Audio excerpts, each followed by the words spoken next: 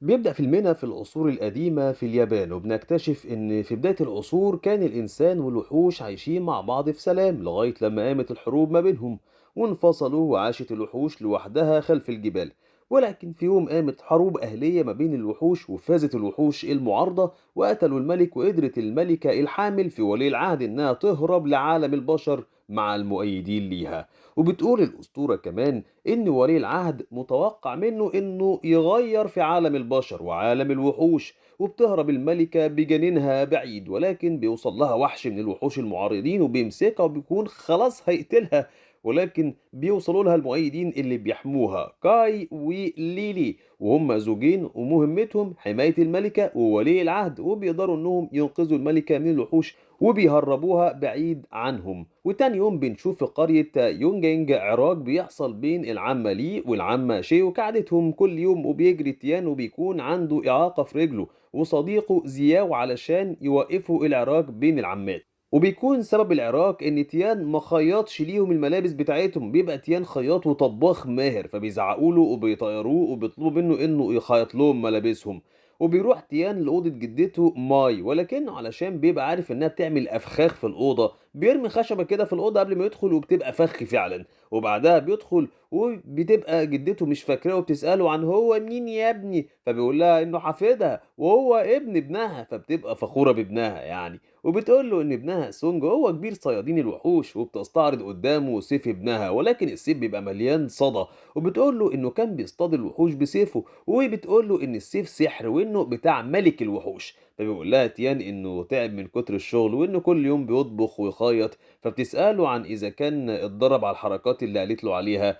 فبيعمل قدامها الحركات بطريقة مضحكة كده، فبتقول له إنه مفيش فايدة فيه وإنه طول عمره خايب وعمره ما هيبقى بطل زي باباه. وبتلم حاجتها وبتقول له إنها هتروح علشان تبحث عن باباه، فبيقول لها إنها بقالها سنين بتدور عليه، فبتقول له إنها أكيد في يوم هتلاقيه. فبيقول لها تيان إن باباه جبان، هجره هو ومامته ومرجعش ليهم تاني. وبيسألها إيه الأب ده اللي بيسيب ابنه، فبتقول له إن باباه ساب له القرية علشان يحميها، وبتقول له إن هو عمدة القرية ولازم إنه يقوم بواجبه، وبتسيبه وبتمشي.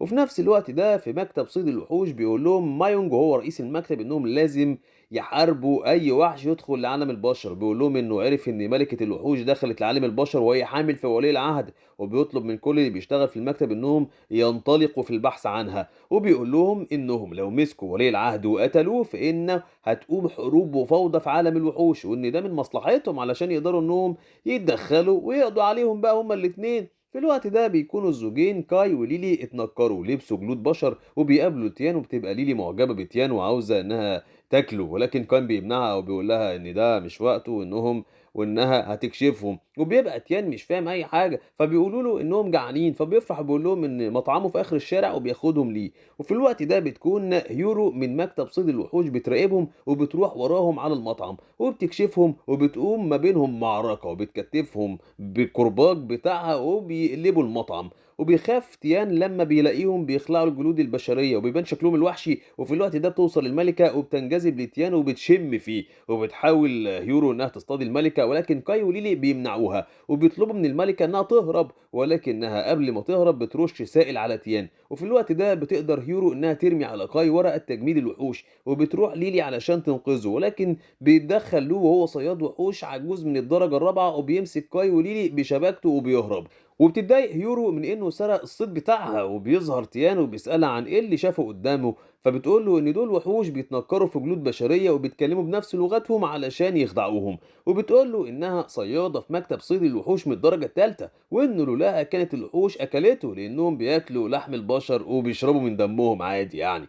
وبتطلب منه انه يجهز لها الاكل، وبعد الاكل بتقول له هيورو انها هتنام عنده، وبيتفاجئ بيها بتكتف ايده ورجله وبتعمل من حواليهم افخاخ. وبتقول له ان السائل اللي رشته عليه الملكه معناه انها كانت بتعمله علامه علشان هترجع وهتاخده تاني، وانها هتستنى رجوع الملكه علشان تصطادها لان في مكافاه كبيره على صيد الملكه وجنينها. وبيحاول تاني انه يعارضها، فبتلزق شفايفه بمادة ومش بيقدر انه يتكلم وبينام. وفي نفس الوقت بنشوف ان كايو وليلي قدروا انهم يخدعوا له وبيهربوا منه، وبعدها بيصحى تيان على صوت منشار بينشر حواليه وبيحاول انه يستغيث بهيورو، ولكنه مش بيقدر انه ينطق، وبتبقى اللي بتنشر حواليه هي الملكة وبتقدر انها تخطفه. وبتاخده للغابة وبتطلب منه إنه يحافظ على طفلها وينقذه لأنها بتموت. وبتفاجئ تيان بإنها بتفتح بطنها وبتطلع منها بيضة وبتجبره على إنه يبلعها، وبتتنفخ بطن تيان وبيبقى حامل في جنين الملكة. وفي الوقت ده بيظهر الوحش اللي كان بيطارد الملكة وبيبقى هيقتلهم، ولكن بتوصل هيورو وبتنقذهم وبيضربها الوحش، وفي الوقت ده بتموت الملكة.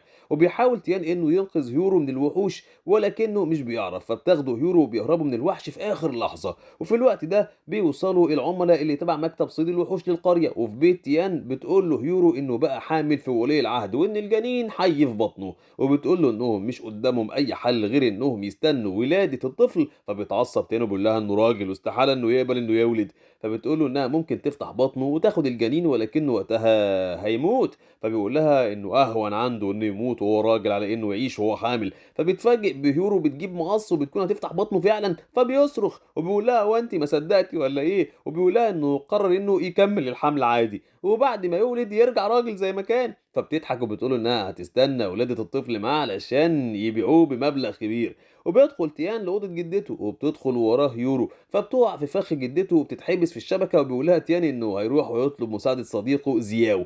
وبيخبط يان على زياو بيطلب مساعدته، ولكن زياو مش بيفتح وبيقول له ان في ناس اغراب وصلوا لقريتهم وبيعاملوهم بقسوه، وبيقول له انه خايف. فبيوعده تيان انه هيساعده، ولكن تيان بيترعب لما زياو بيفتح الباب وبيلاقيه وحش صغير، فبيخاف وبيهرب منه وبيجري وراه زياو وبيقول له انه صديقه وانه المفروض ما يتخلاش عنه. وفي الوقت ده بيظهر واحد من صيادي الوحوش وبيصطاد زياو، ومش بيرضى زياو انه يخون تيان ويدل على المكان اللي مستخبي فيه، وبيحس تيان انه صاحب ندل. وبعدها بيتفاجئ تيان بان اهل القريه كلهم من الوحوش اللي كانوا متنكرين على شكل بشر، وبيلاقي ان عملاء مكتب صيد الوحوش بيطلبوا منهم انهم يرشدوهم لمكان الملكه الحامل مقابل انهم ما يعذبوهمش. ولكن الوحوش مش بترضى انها تخون الملك، فبيقبضوا عليهم العملاء وبيحرقوا القريه كلها. وفي الوقت ده بتقدر هيرو انها تحرر نفسها من الشبكه عن طريق المساعدين بتوعها من الوحوش الصغيره اللي على شكل رجال صغيره من ورق، وبتروح وبتستخبى جنب تيان وبيشوف العملاء وهم بيقتلوا واحد من الوحوش بعقارب النار. وتاني يوم بيسافر تيان مع يورو لمدينة شيجان علشان يبيعوا المولود. وفي الطريق بيدخلوا مطعم وبياكل تيان بشراهة. وفي الوقت ده بتشوف يورو لو وبتطلب من تيان انه يمشي ويستناها بعيد عن المطعم، لان لو ممكن انه يقتله وياخد منه الجنين. وبتقابل لو وبعدها بتسيبه بتمشي، فبيشك فيها وبيمشي وراها وبيشوف تيان وهو حامل وبيبقى عاوز انه يفتح بطنه وياخد الجنين فعلا. ولكن في الوقت ده بيهاجمهم وحش، فبتاخد يورو تيان وبيهربوا وبيسيبوا لو يواجه الوحش لوحده. وبيقدر له انه يخلع للوحش كل اسنانه، ولكنه بيكون اتظبط ضرب من الوحش ووشه ما بقاش فيه ملامح اصلا.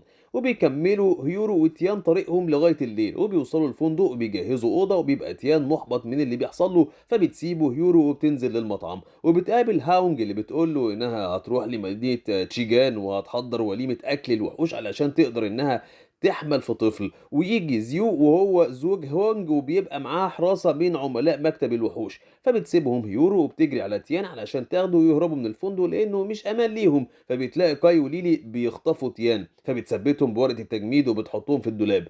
وبتلاقي إن تيان بيعاني من آلام الولادة فعلا، وبتبقى مش عارفة إنها تتصرف، وبتسمع هاونج وزوجها صوت تيان وهو بيصرخ، فبتدخل وبتسأل عن سبب الصراخ. فبتقول لها يورو ان مامتها بتولد يعني، فبتعرض هاونج عليها انها تساعد مامتها في الولاده. وفي الوقت ده بيخرج الجنين من فم تيان وبتنزل هاونج، فبتضطر يورو انها تفقدها وعيها. وبيفرح تيان بالمولود وبيلاقوا ان زوج هاونج بيسأل عليها، فبتفوقها يورو وبتقنعها انها فقدت الوعي وشافت كابوس. وبعد ما بيمشوا تيان ويورو والمولود وبيلاقوا بيت فاضي في الجبل وبيقعدوا فيه.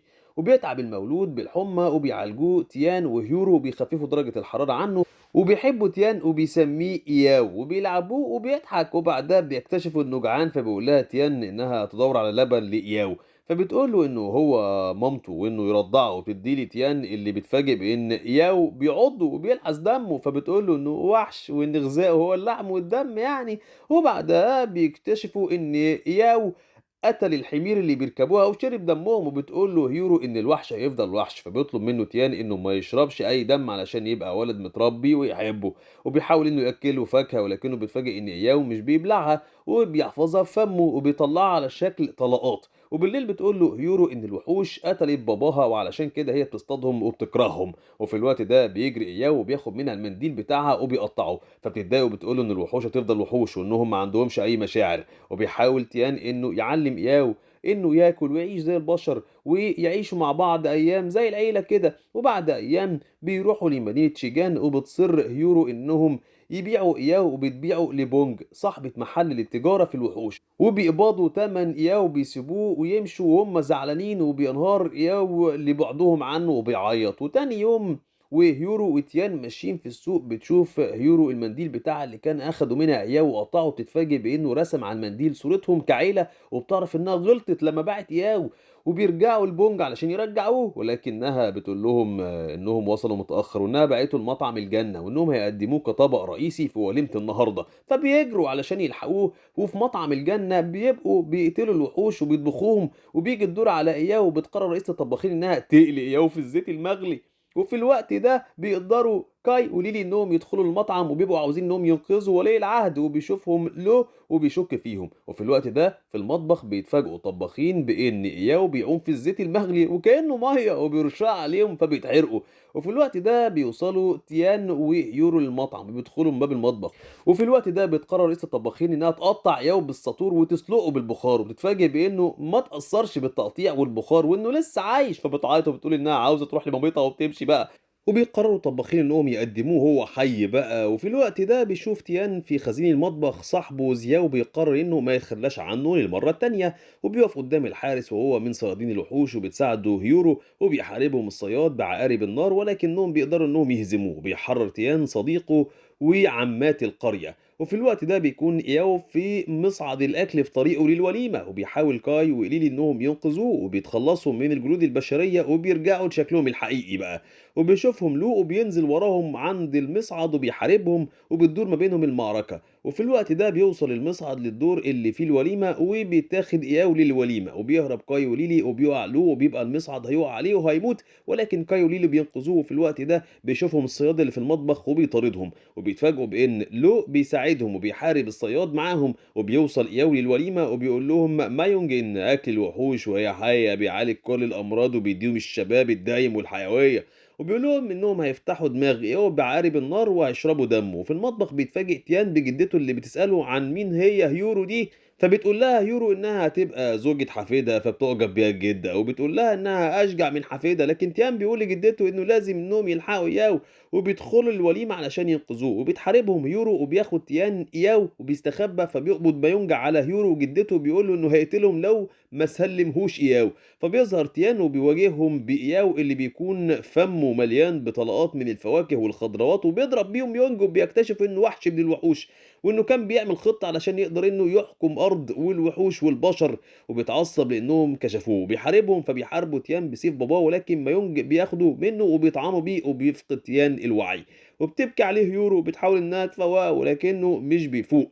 فبيحاول إياو إنه يشيل السيف من صدر تيان، فبيتجرح، وبتنزل قطرات من دمه بتشفي جرح تيان، وفي نفس الوقت بترجع السيف زي الجديد. فبيقوم تيان وبياخد السيف وبيحارب مايونج وبيقتله. وقتها بتقوله جدته ان باباه ساب ليه ميداليه من ميداليات صيد الوحوش، وانه لو استلمها هيكون من صياد الوحوش، فبيوافق وبياخدها. وبعدها تيان بياخد اياه وبيوديه لاهل القريه، وبياخدهم لمكان امن بين الجبال، وبيطلب من اياه انه يروح ويعيش معاهم، وبيقول له انهم هيقدروا يحموه وانه هيعيش معاهم في امان. وبيبقى اياه مش عاوز انه يسيب تيان، فبيتعصب عليه تيان وبيشعل نار ما بينهم علشان يخوفه ويبعدوا عنه. وقتها بيعرف تيان ان باباه بعد عنه علشان يحميه من الخطر، وبيبكي اياه وهو بيودع تيان، وبيروح مع اهل القرية. وبيقول تيان لهيورو انه هيصطاد الوحوش الشريرة وبس. وبينتهي الفيلم بان اياه بيعيش في سعادة مع اهل القرية، ومش بياكل اللحم ولا بيشرب الدم، خلاص بقى حلو قوي كويس وجميل.